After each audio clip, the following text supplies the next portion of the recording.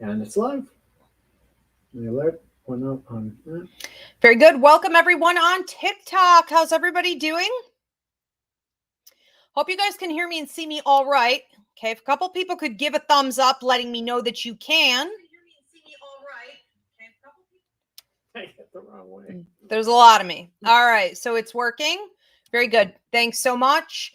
Now, viewers here on TikTok, if you are having any trouble with the audio or if the video starts to cut out, as TikTok tends to do, switch over to YouTube at Ask Ivy. And if you switch over to YouTube at Ask Ivy, you can also see all of our old sermons from Roots Revival. So you go into the playlist, you hit Roots Revival Interfaith, and you can listen.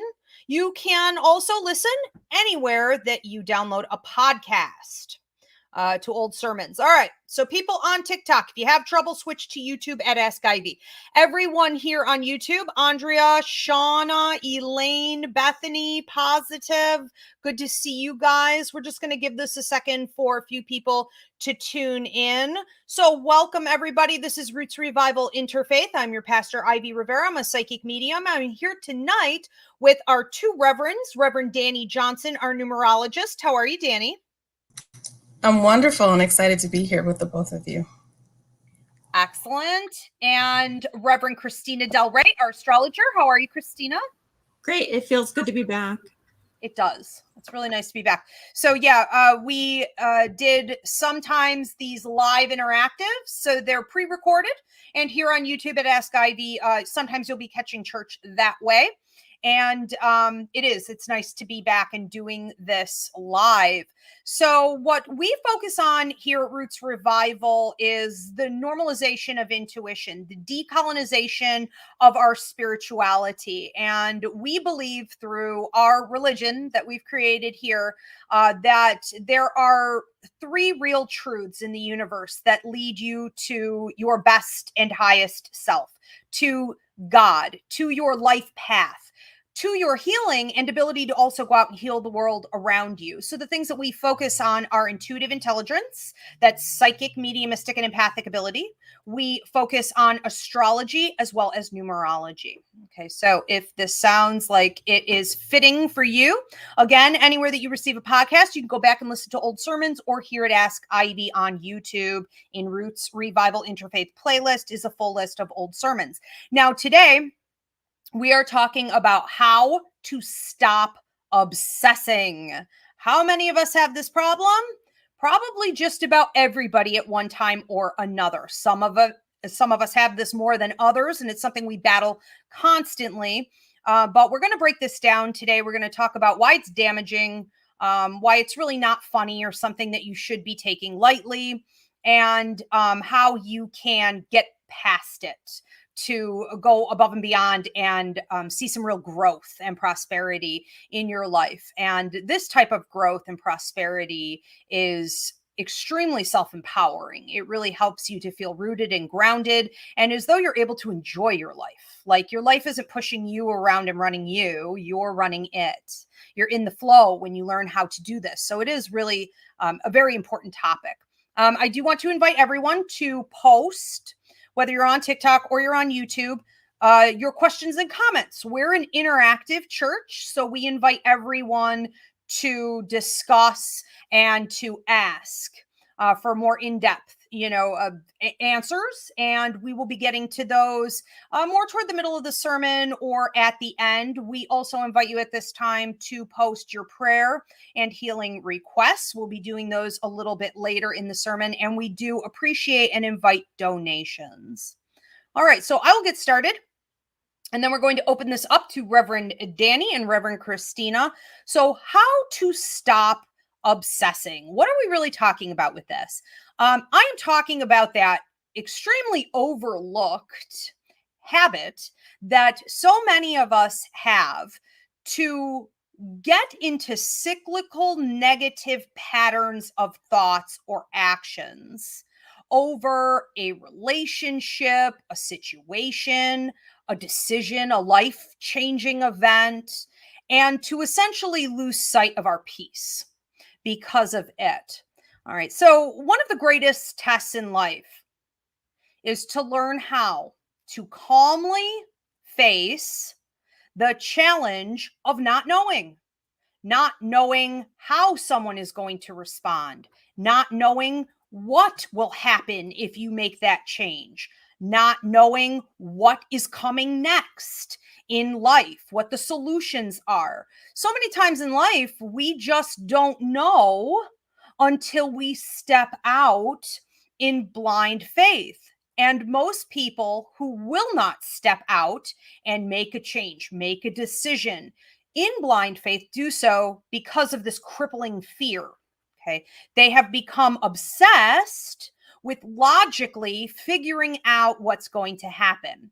They are coming from a place of ego, which is fear, it's control, it's manipulation.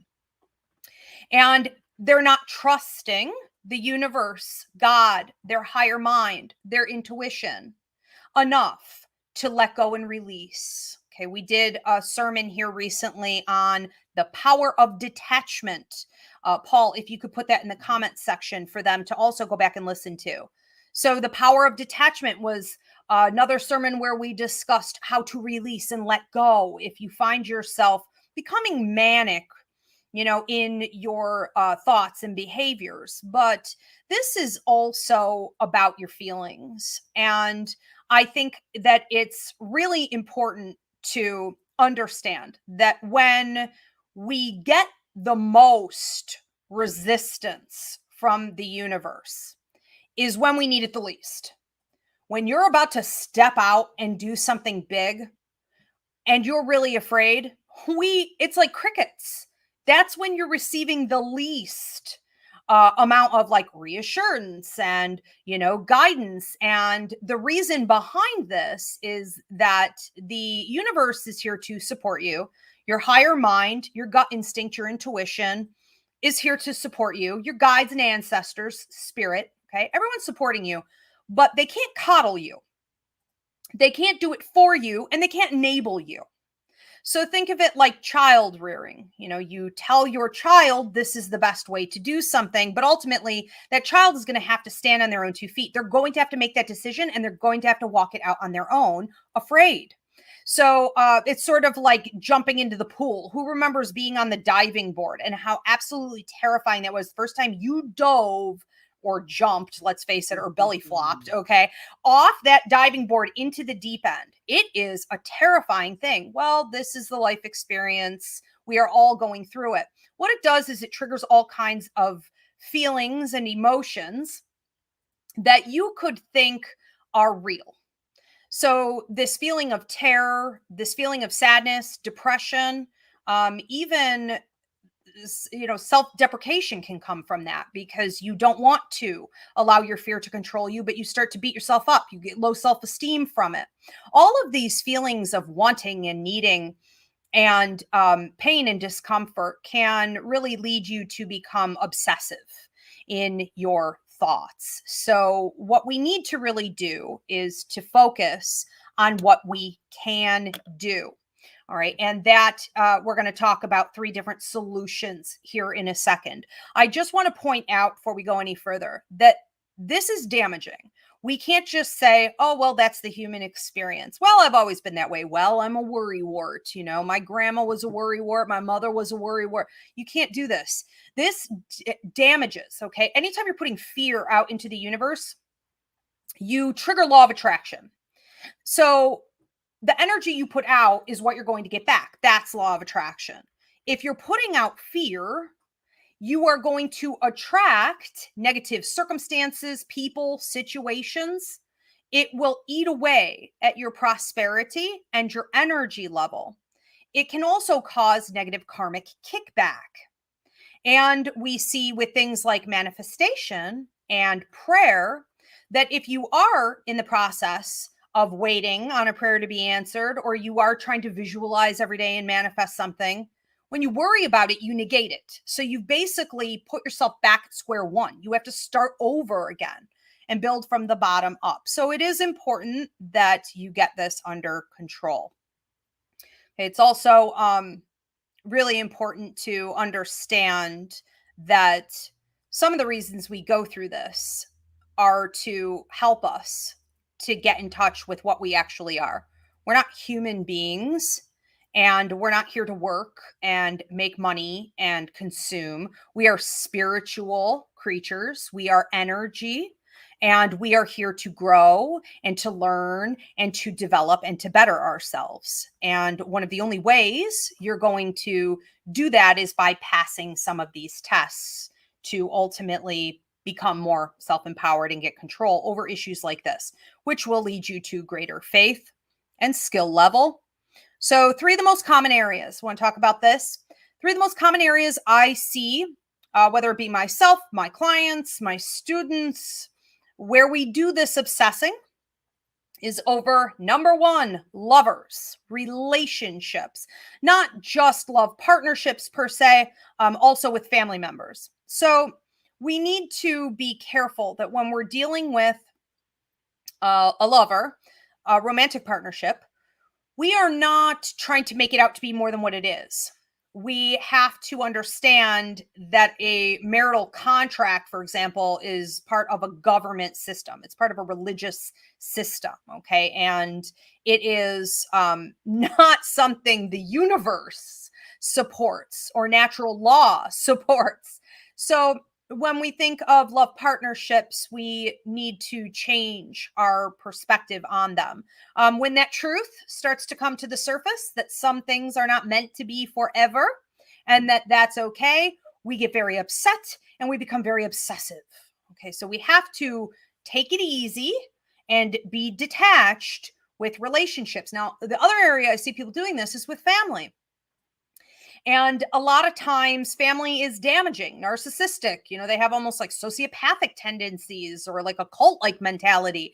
A lot of family systems are toxic, and we can become obsessed with figuring out a way to make them work because we don't want to admit the truth, which is that we have to set boundaries, protect ourselves, sometimes even go no contact. It's a lot of work to accept reality, especially in regards to relationships. Okay, and what they actually are. Paul, you could put in the comments section, what is it? Karma contracts and past lives. Okay, I have a class about relationship contracts and what they actually look like. So let's talk about category number 2. Obsession, work and money, career. Okay, especially if people have invested, if you got a degree, if you went into debt to get that degree, if you have children, you have a mortgage, everybody has bills. If you know that you need that paycheck, that medical to pay off that debt, whatever it is, you can become really stuck and obsessive with your work, your money, your career. And category number 3 is kids. So any parents out there understand, and even if you're not a parent, you can observe this everywhere around you. Think back to your own parents, how they can become obsessive with their children's well-being in such a toxic way that it becomes like helicoptering, not allowing that child to discover on their own, not allowing for them to fail.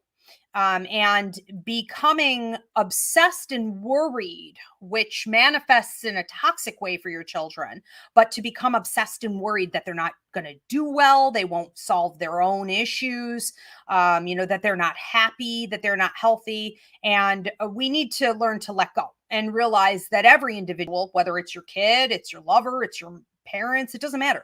Everyone is on their own journey. And it is not for us to walk that journey for someone else. We can help people by providing the tools, but that individual has to pick up the tools, and their story doesn't have to be an extension of yours, because it isn't. It could be a very different story than what your life story is, and that's okay. So we need to let go there as well. Couple solutions that we can use as we go forward, and then I'm going to open this up to Reverend Christina and Reverend Danny. Also, if you guys have not already posted your prayer and healing requests, this would be a good time to do that. Post also your questions and comments. We'll be getting to those here soon. Again, donations are appreciated. All right, so some solutions with this obsession. Number 1, look back through your programming. Look at your parents, your grandparents, your familial line. Look and see if society, the community that you've been raised in, even your cultural, group, if they have handed down to you, have you inherited some really toxic habits in obsession and worry, fear, and an unwillingness to let go? All right. Once you know, you can pinpoint your triggers and you can plan ahead to prevent yourself from getting sucked in. You can hold your ground easier in the future. Number 2, don't forget that you have a spiritual network here to help you every single time you're struggling with this issue. You can call in your spirit guides. Everyone has 5 spirit guides appointed to them. You can call in your guardian angel or even your protector angel. You have 2 angels appointed to you when you come to Earth.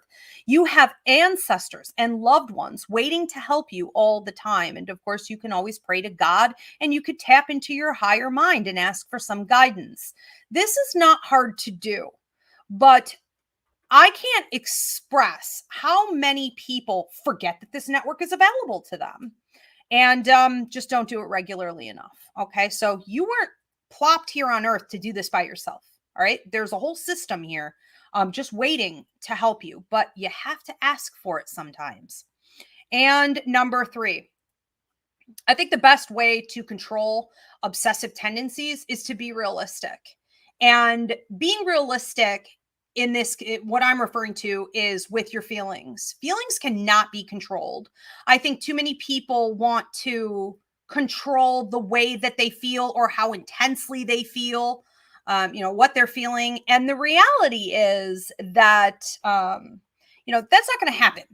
And that's okay. Feelings are feelings. Emotions are there for a reason, but they're not great in this situation. And if we cannot control our feelings, we have to look at what we can control. What you can control is how much attention you give to them. Can you train yourself to ignore your feelings? Can you train yourself to, refocus on different things, distract yourself, get yourself out of a situation where you're feeling incredibly emotional and sucked in? I love how therapists have been putting more posts and, memes up on social media saying things like, the minute you feel depressed, get out and move about, exercise, change your scenery, put on some great music, watch a movie, go talk to a friend, go find something else to do, move. So if you feel that your feelings are coming and overwhelming you, move away from that and learn how to ignore them better, because ultimately we can't stop them from being there. Okay. All right. So those are 3 of the things that you guys can do. I want to open this up to Reverend Danny and Reverend Christina. Who wants to go first? I'll hop in. So with I was so grateful that we're having the chance that our sermon today is on obsessing and how not to obsess. Because when we're prayerful and it's like when we know that we're meant to do something and it's time to manifest something, that manifestation process is a slow process. Manifestation is not instantaneous. And usually there is this metaphor of like if something is worth having, it's not going to be at like microwave speed, it'll be at an oven speed. So it's like if you want that really delicious dish, do you want to just pop it in the microwave? It might come out a little soggy, it'll be hot, but will it be as delicious as if you put it in the oven and actually wait the hour and a half for it to actually bake at the temperature and for the time that it needs in order for us to then be able to enjoy it, which goes along with delayed gratification as well.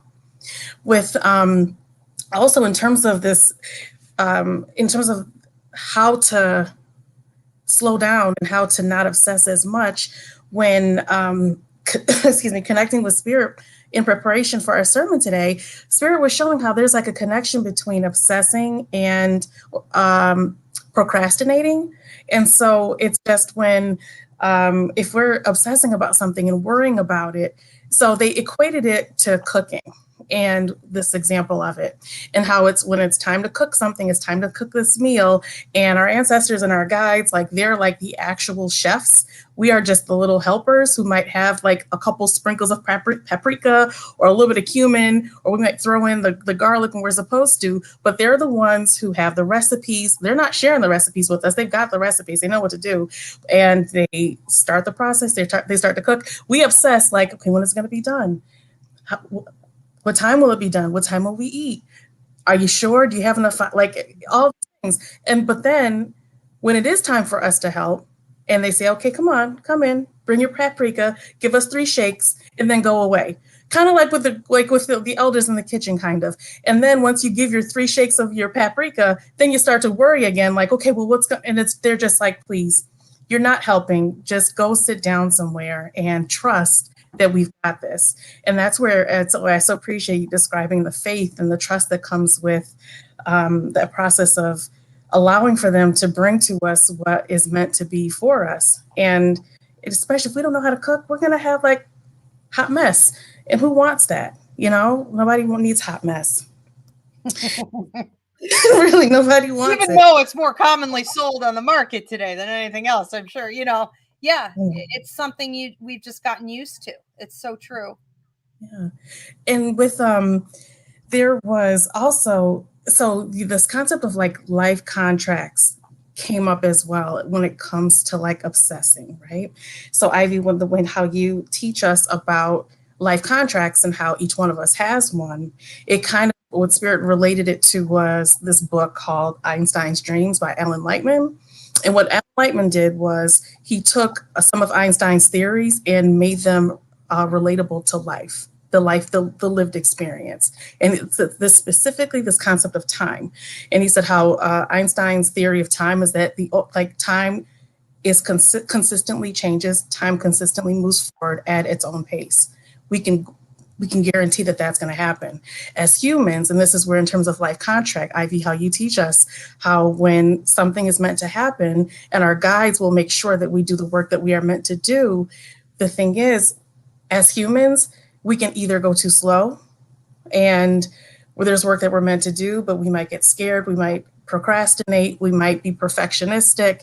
If we have like a life path number 1 or a number 4, if something isn't done right, then I'm not going to do it. And they over plan, and that it will end up having folks having to play catch up. If folks try to get ahead of the game and try to, in a way, like outwit spirit, then that's going to be when, and folks overly obsess, then that's going to be when we get ahead of ourselves and have to redo the work that our guides didn't condone, our ancestors are not helping us with. We just go on and concoct a plan for ourselves that has nothing to do with the ancestors, nothing to do with spirit. They can't help us because it's like, well, we have nothing to do with this. What is this contraption of a plan that you're putting together? And it doesn't make sense. So then we have to redo the plan that we actually promised God that we would do before we got here. And the ancestors and the guides have to walk us through it. And, with no judgment from them, but they're just like, listen, we can't help you with the hot mess of a plan that you created yourself. What are we supposed to do with that?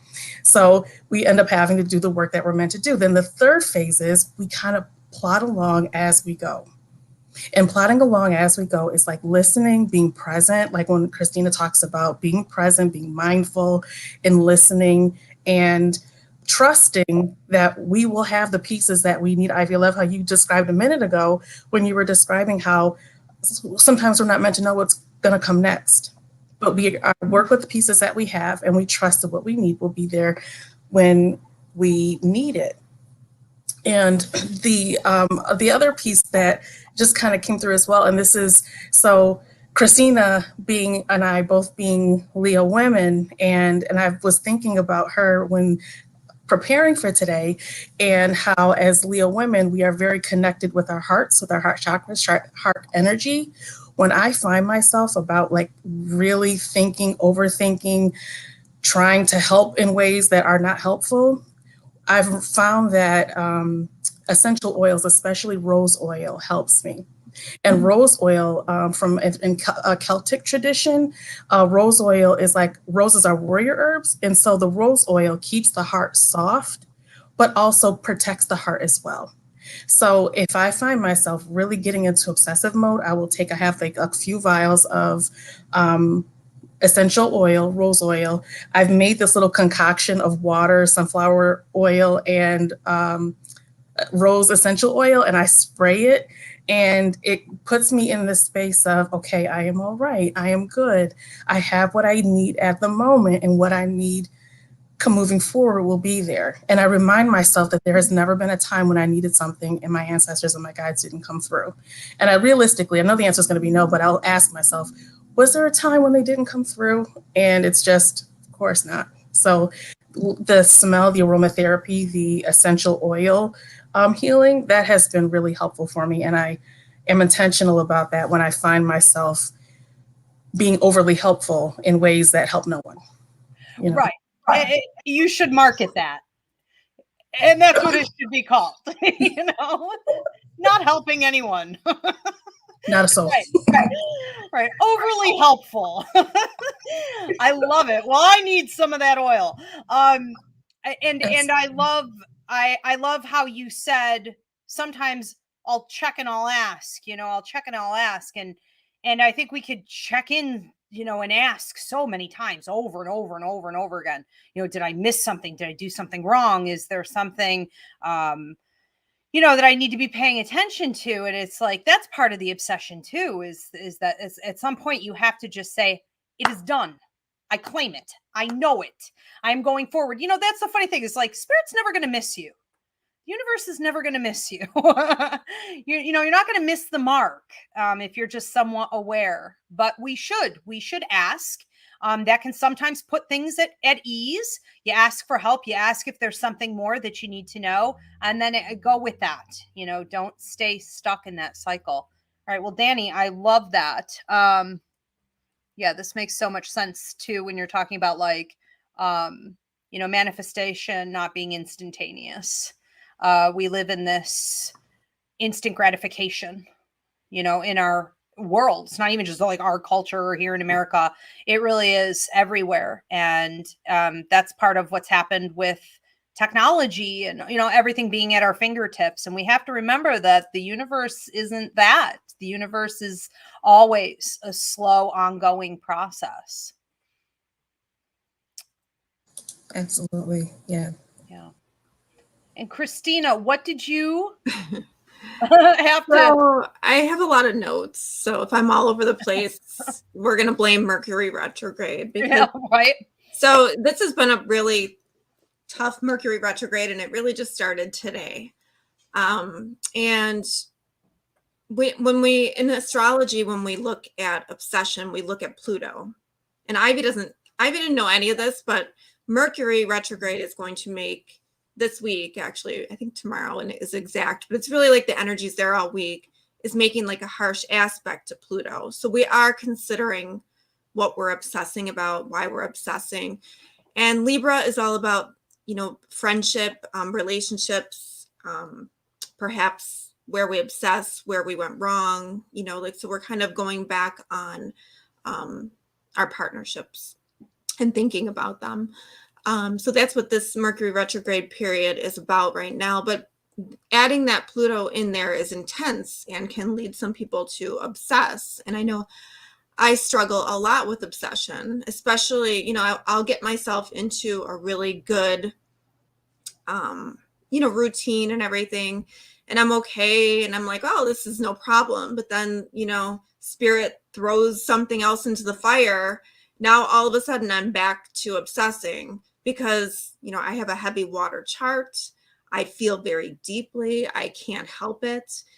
Very strong emotions. And, you add the fire in there and it gets to be a disaster. And then you add in the fact that I'm an astrologer and want to predict all the time. So what am I doing? I'm obsessing and trying to control the situation, because that's what we're trying to do anyway, obsessing.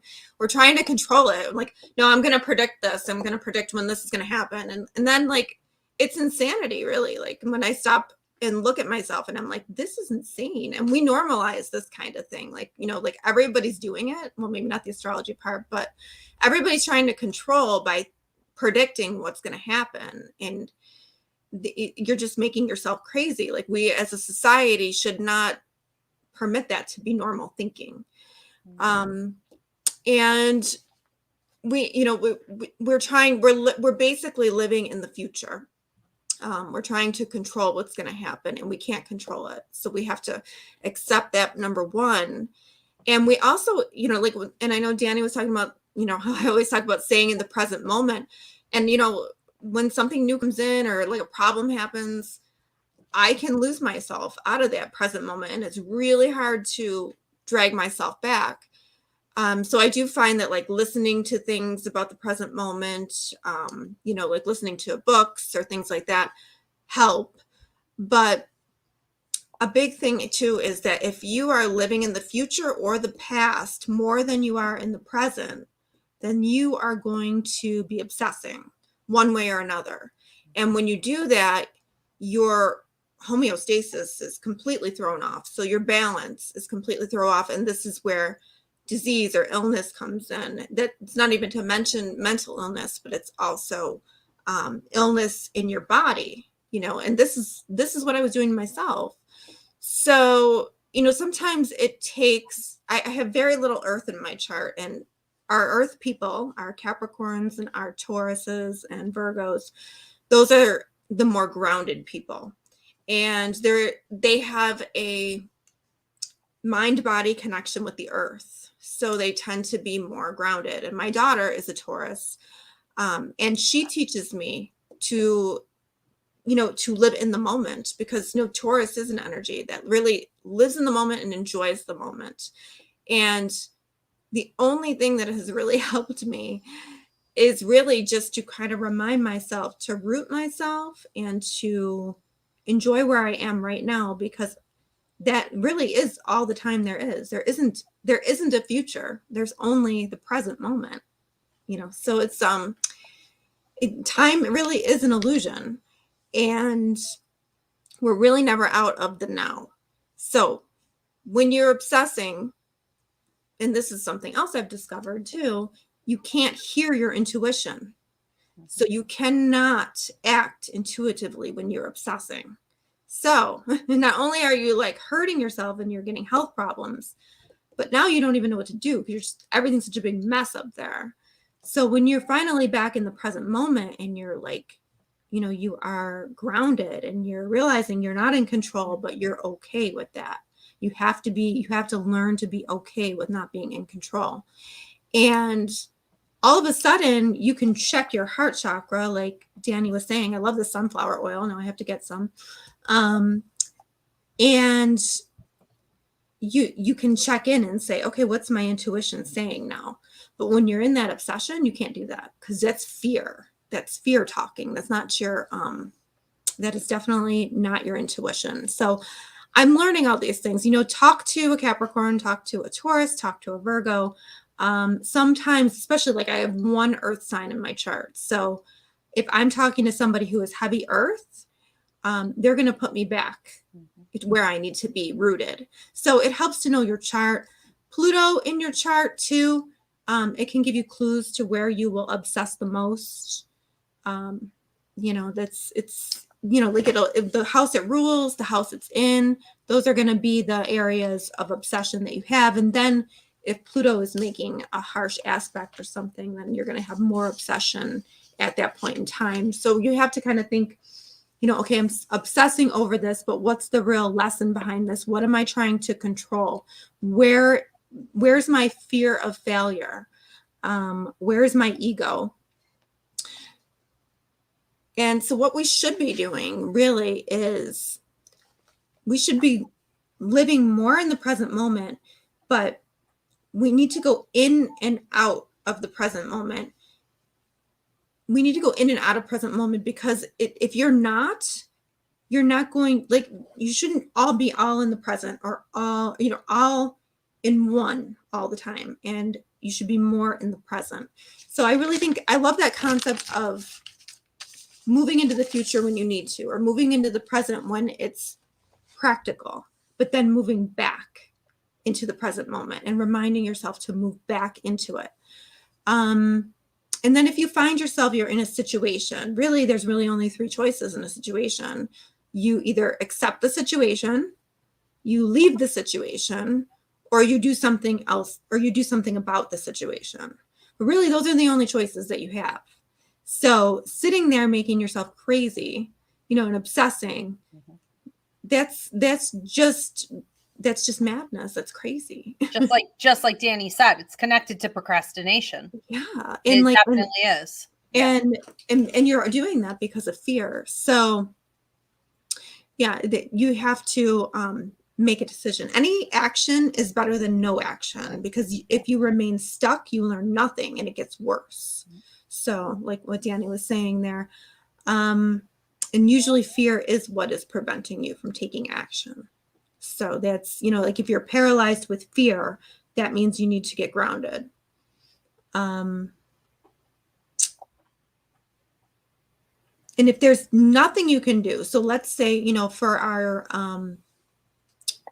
our brothers and sisters who are in a jail situation, or, like they are in a hospital situation or whatever, if there really is nothing you can do about the situation at the moment, that is when you surrender, and you surrender to your spiritual side, and then you have spiritual power, and then the situation no longer affects you, in the same way. So it's like, it's like you have to decide what you're going to do, but the worst thing you can do is not act at all.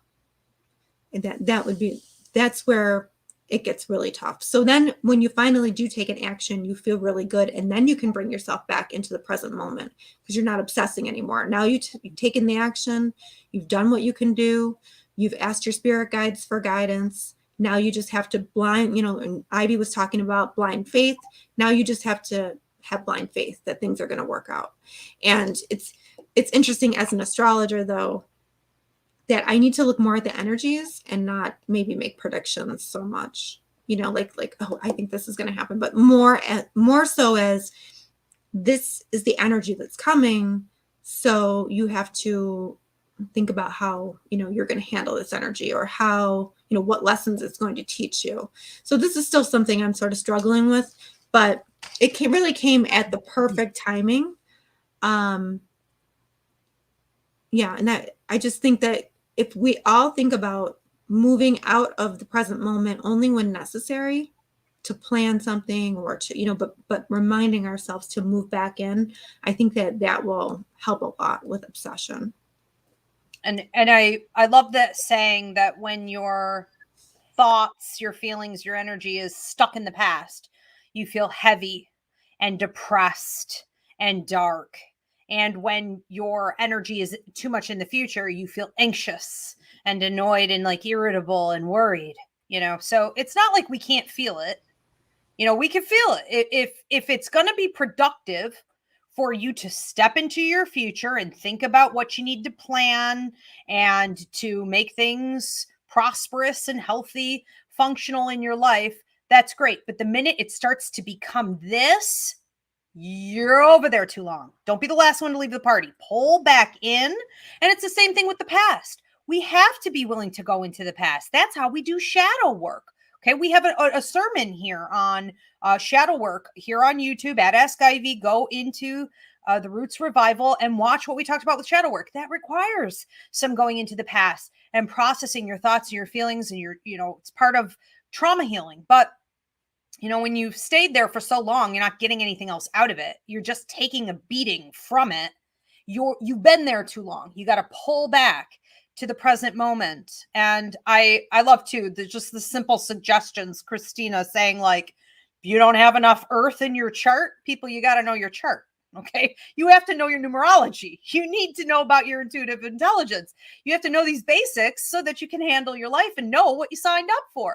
But if you don't have a lot of earth in your chart, go find someone who does. Spend extra time, make a new friend. It's so funny how we can take from the other people's energy. And also, I just wanted to say, off of what Christina had said here, how people can feel like they're cut off from spirit. So many of my clients and my students are always like, why, has spirit abandoned me? Or why are my loved ones and ancestors no longer saying anything? Why do my guides hate me? None of that is true. But you may be obsessing. You may be trying too hard. When you're in the present moment, you are in the flow and intuition naturally comes.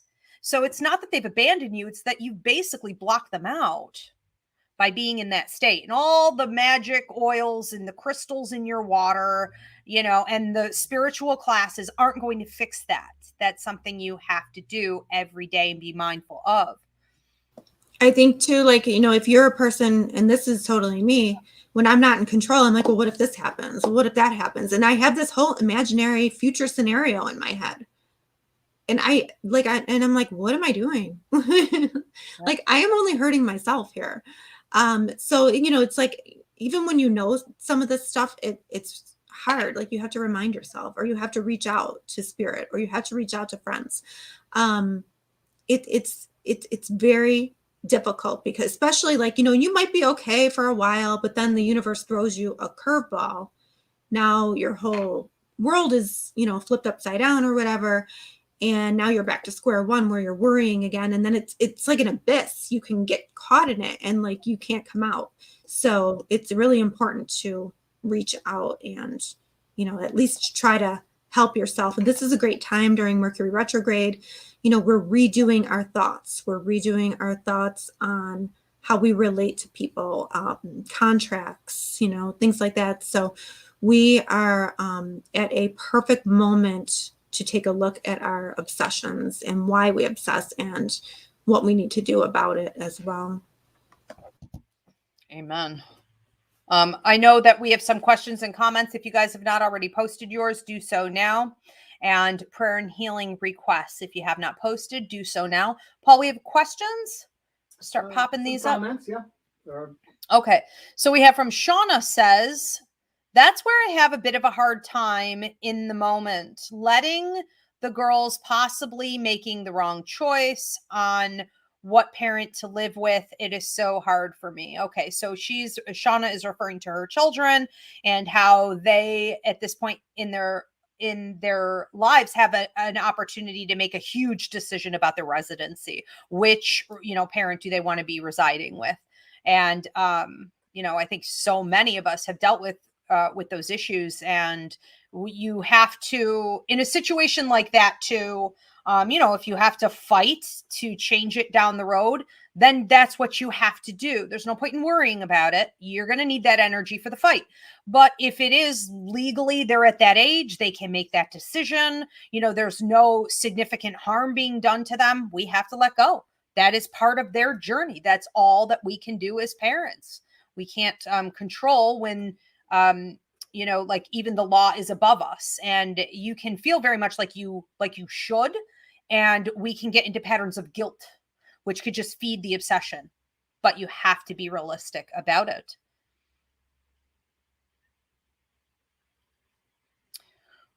Okay, I guess we'll go on to another one. So you guys just jump in if you have something to add. If not, we'll just keep going. Well, I know what Shauna's talking about. I know her story pretty good. And I think she, do the best you can. And then you just kind of take that leap of faith, because the girls are going to figure out who is the parent who is the most caring and the most, has their best intentions. The girls will figure that out. So, or the kids are going to figure that out. So, you do your best and you surrender the rest with this, and it will, it will come full circle. What's supposed to happen will happen with that. Okay, good. Paul, we have another one. Okay, just keep rolling through them. All right, so we have from Marianne. The obsessive thoughts seems inevitable, especially with cord cutting, big change in our lives, etc. Every time it feels a bit different and is just different to work through. Okay, so she's saying that it seems inevitable, especially in regards to letting something go, cord cutting with somebody, or any major change. I think it's absolutely inevitable. I would agree with you 100%. I think that the human experience in the flesh is designed to have these, because we are animals, animalistic reactions. We're reactionary. Fear is useful. Fear has kept you alive. Feeling sad or depressed or anxious about something has led you to make decisions in your life, hopefully, that got you what you needed, what was missing during that time.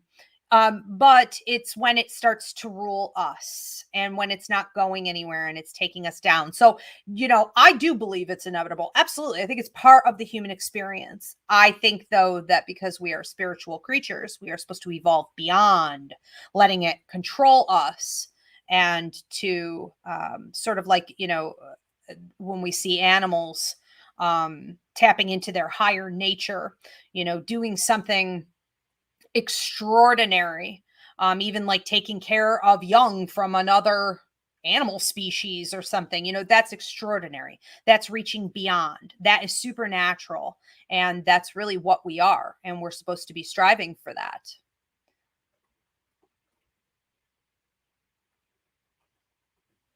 The process of, so it's what, as spiritual beings, and we know, intuitively, we know when something's about to shift, we know when something is about to change. And that process, like the obsessing to try to make something, as like Ivy was describing a little bit earlier, make something work in a way that it's just not meant to. That in and of itself can, even though we're trying, like we're trying to help something and we're trying to do the best that we can with something, sometimes, as Christina was saying, just surrendering and letting it go is the healthiest thing. But getting out of our own ego, getting out of our own way, as I'm not doing enough, when in fact we're not supposed to do anything. We're just supposed to let that thing go. And it's healing, but it's difficult at first. And that's where ego can sometimes get in the way a bit. For sure. Paul, we have another one. Right here, yeah. Okay. We have one from Andrea.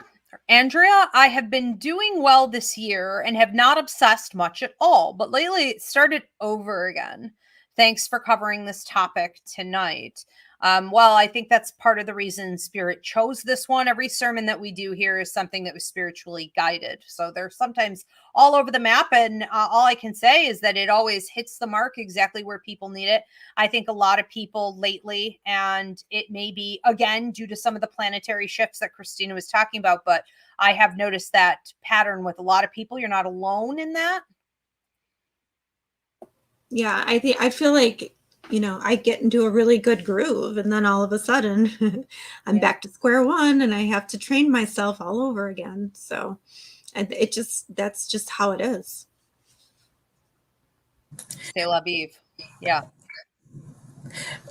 And us, when I so appreciate and love when Christina described how we can go into the future or be in the future, plan when we need to, and then come back in the present.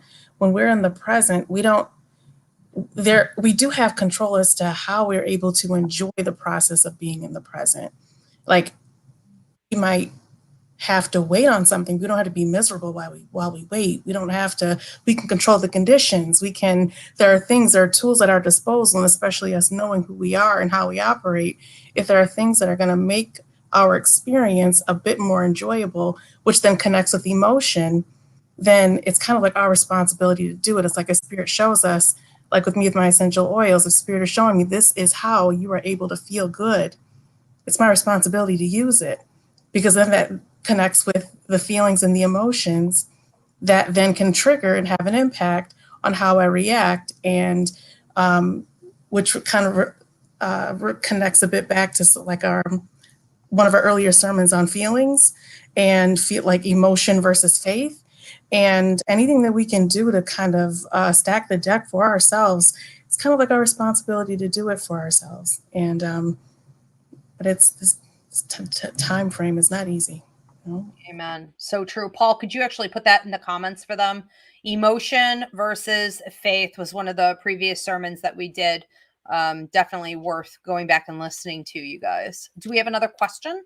Okay. And are we ready to get into prayer and healing requests? Okay. So in conclusion, is there anything else you guys wanted to say on this topic before we get into prayer and healing requests? No, hopefully, use this Mercury retrograde well, and, just explore your psyche a bit, and, think about some of the things that we talked about, and hopefully, it'll help, and let us know. One final thing, in addition to scent, color is also a way where, in order to stay in the present, depending upon how I'm feeling, sometimes the blue can allow for a bit of tranquility if I'm feeling a bit overly helpful. And sometimes that color therapy can be really soothing in moments when we need to allow for ourselves to let go too. Beautiful. I guess I would just say to you guys that on the very first class, as soon as my students come in, I say the biggest block to everything in your life is going to be your ego. And it's the same with psychic ability, mediumistic ability, empathic ability. If your ego is in the way, you're going to be out of the flow. You cannot receive. And so that ego is about fear, it's about manipulation, and it's about control. The minute you feel yourself in that space, whether it be your feelings, your choices, the way that you're thinking, your body's getting tense, you're trying too hard, it is ego. You need to get back in the flow of things. And then everything will just roll on its own. It's easier than we think. It just requires a lot of habit forming. Okay. So we want to get to prayer and healing requests. I'm not sure if we are you going to pop them up one at a time for me? Okay, so thank you so much. So if we could all join together, it would be greatly appreciated. The more of us that join, the more powerful our prayers and manifestation is. Holy Spirit, we thank you for being with us today, and always we thank you for bringing everyone here together, giving us this time together to heal and to grow, to gain more strength and knowledge. And I pray that everyone who tunes in later on can receive the blessings that we've been able to receive here tonight. And we're going to lift up some prayer and healing requests. I want to start with my dear friend Tammy, her father, who has been going through multiple heart surgeries and is looking for a specialist who can get him out of what has become a vicious cycle of going back into surgery and recovery. Okay, we need medical staff that can help him get onto that healing journey and move on with his life. Okay, and what is our first prayer here? So we have from Bethany, we are lifting up Bethany. Can we please pray for my brother Jeffrey? Lifting up prayers for Bethany's brother Jeffrey. Okay. From Mimi, please pray for me as my life is very confusing. Lifting up Mimi.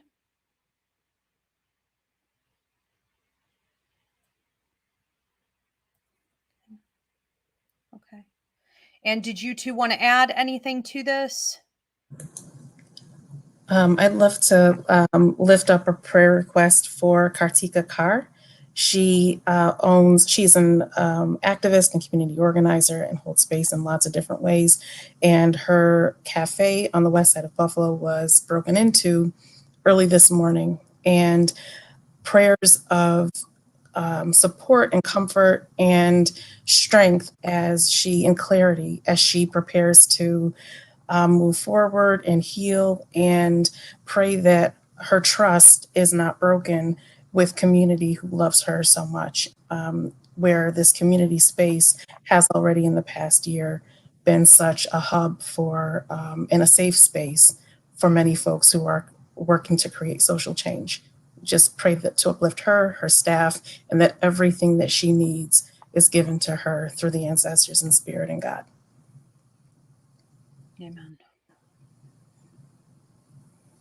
Okay. Beautiful. Well, we thank you, everybody, for being with us tonight. We will see you again next Sunday. We have switched. For those of you who aren't regulars here, we switched to fall time, so 8 p.m. Eastern. Again, for anyone tuning in who wants to listen to previous sermons, that's anywhere that you can receive a podcast, and here on YouTube at Ask Ivy in the playlist under Roots Revival Interfaith. Thank you, Danny, Christina, Paul, Spirit, and everyone who is here with us tonight. We'll see you next week. Have a great day. Thank you. Thank you.